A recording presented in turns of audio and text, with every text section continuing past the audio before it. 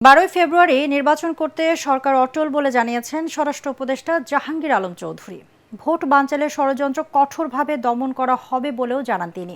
উপদেষ্টা জানান, নির্বাচনের নিরাপত্তা নিশ্চিতে সব ধরনের পদক্ষেপ নিচ্ছে আইন শৃঙ্খলা বাহিনী। ভোটের দিন যে কোনো জায়গায় ঢুকতে পারবে তারা। প্রার্থীদের প্রচারণায় নিরাপত্তা নিশ্চিত করা হবে বলেও আশ্বস্ত করেন তিনি। তবে রাস্তা বন্ধ করে প্রচারণা চালালে তাৎক্ষণিক ব্যবস্থা নেবে পুলিশ। দুপুরে সচিবালয়ের নিজ দপ্তরে স্বরাষ্ট্র উপদেষ্টা জানান, সাম্প্রদায়িক উস্কানি বন্ধে কঠোর ব্যবস্থা নিচ্ছে সরকার। সামাজিক যোগাযোগ মাধ্যমে গুজব ছড়ালে নেওয়া হবে শাস্তিমূলক ব্যবস্থা। এ সময় স্বরাষ্ট্র সচিব জানান, 7 জানুয়ারির মধ্যেই ওসমান হাদি হত্যা মামলার চার্জশিট দেওয়া হবে। সাম্প্রদায়িক এবং সম্প্রীতি অক্ষুণ্ণ রাখার উদ্দেশ্যে সরকার দৃঢ় প্রতিজ্ঞা পুনর্ব্যক্ত করা হয়েছে।